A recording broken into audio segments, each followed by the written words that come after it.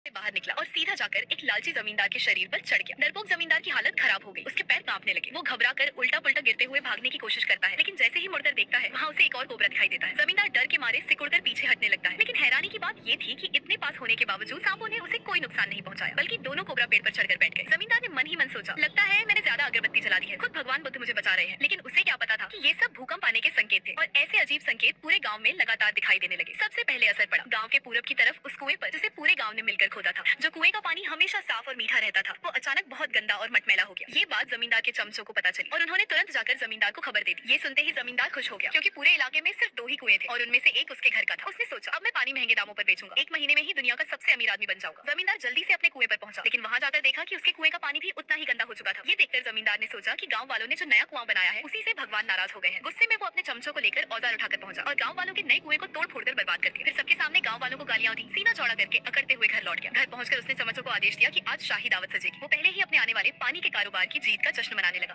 लेकिन तभी आंगन का कुआं ऐसे उबलने लगा जैसे पानी खौल रहा हो। उसी समय गोदाम से भी अजीब अजीब आवाजें आने लगी। जमींदार देखने गया तो पाया कि पूरा गोदाम चूहों से भरा पड़ा है। जैसे ही दरवाजा खुला, चूहे झुंड के झुंड बाहर निकल आए, दरवाजा कुतर दिया और सीधा सड़कों पर फैल गए। ये सब देखकर जमींदार का दिमाग चकरा गया, लेकिन उसने इस पर ज्यादा ध्यान नहीं दिया। रात को गाँव वाले इकट्ठा होकर कुएं की मरम्मत पर बात कर रहे थे। तभी अचानक मुर्गियां सोने के बजाय छतों पर चढ़कर शोर मचाने लगी। दिन भर काम करने वाले बैल भी चैन से नहीं बैठे, डर के मारे सीधे सड़कों पर दौड़ पड़े। इसी बीच लोगों ने एक और अजीब बात देखी। आसमान में बिजली नीचे से ऊपर की ओर चमक रही थी। जमींदार ने ये देखा और बोला, ये तो भगवान का संकेत है, कोई दिव्य परीक्षा चल रही है। और इसी बहाने उसके दिमाग में गाँव वालों को ठगने का नया तरीका आ गया। अगले दिन उसने सारे गाँव वालों को बुलाकर कहा, कल जो बिजली गिरी थी वो तुम जैसे बदतमीज लोगों की सजा थी। तुम्हें नया कुआं नहीं खोदना चाहिए था। अब अगर भगवान को मनाना है तो अपने घर की कीमती चीजें मेरे पास लाओ, मैं खुद भगवान तक तुम्हारी बात पहुंचाऊंगा, नहीं तो भगवान का कहर ऐसा गिरेगा कि एक बाल भी नहीं बचेगा। गाँव वाले उसकी बातों पर आधे यकीन और आधे शक में थे। वो अपने अपने घर कीमती सामान ढूंढने चले गए, लेकिन तभी और भी अजीब घटनाएं होने लगी। मादा सुअर बाड़ा तोड़कर बाहर निकलने लगी और नदी की मछलियां बेचैन होकर किनारे की तरफ कूदने लगी। ये सब देखकर एक लड़के ने सोचा कि इन संकेतों का मतलब समझना जरूरी है। वो कुछ मछलियां लेकर गाँव के बुजुर्ग के पास पहुंचा। बुजुर्ग ने सारी बातें सुनने के बाद कहा, ये सब भूकंप आने के संकेत हो सकते हैं, मैंने बचपन में ऐसा पहले भी देखा है। भूकंप का नाम सुनते ही लड़का डर गया। वो तुरंत गाँव में जाकर सबको चेतावनी देने लगा, जल्दी करो, सामान समेटो और पहाड़ की तरफ भागो। उधर चमचों ने देखा कि मछलियां नदी से बाहर कूद रही हैं, तो उन्होंने जमींदार को खबर दी। जमींदार की आंखें चमक उठी। उसने सोचा, बिना मेहनत के कमाई का मौका है। उसने तुरंत बैलगाड़ी तैयार करवाई और नदी की तरफ पहुंच गया। कुछ ही देर में पूरी गाड़ी मोटी मोटी मछलियों से भर गई, लेकिन जैसे ही चमचे बैलगाड़ी बांधने लगे, बूढ़ा बैल पागल हो गया। वो रस्सी तोड़ाकर भाग निकला। बैल के भाग जाने पर जमींदार ने गुस्से में कहा, गाड़ी खींचो, हम खुद ले चलेंगे। रास्ते में उनकी मुलाकात उसी लड़के से हुई। लड़के ने भलाई से कहा, भूकंप आने वाला है, पहाड़ पर चले जाओ। लेकिन जमींदार ने सोचा, गाँव वाले भूखे होंगे, ये मछली बेचकर मैं खूब पैसा कमाऊंगा। उसने लड़के की बात नहीं मानी और घर की तरफ चल पड़ा, क्योंकि उसे अपना सालों से छुपाया हुआ छोटा खजाना भी साथ लेना था। जैसे ही जमीन कांपने लगी, जमींदार घर पहुंच चुका था। घर हिलते हुए देखकर भी लालच में अंधा जमींदार अंदर चला गया। वो जैसे ही अपने खजाने को सीने से लगाता है, घर भर भर आकर गिर पड़ता है। पहाड़ से गिरे बड़े बड़े पत्थर सीधे उसके मकान पर आ गिरे और वो लालची जमींदार अपने खजाने के साथ हमेशा के लिए उसी मलबे में सो गया।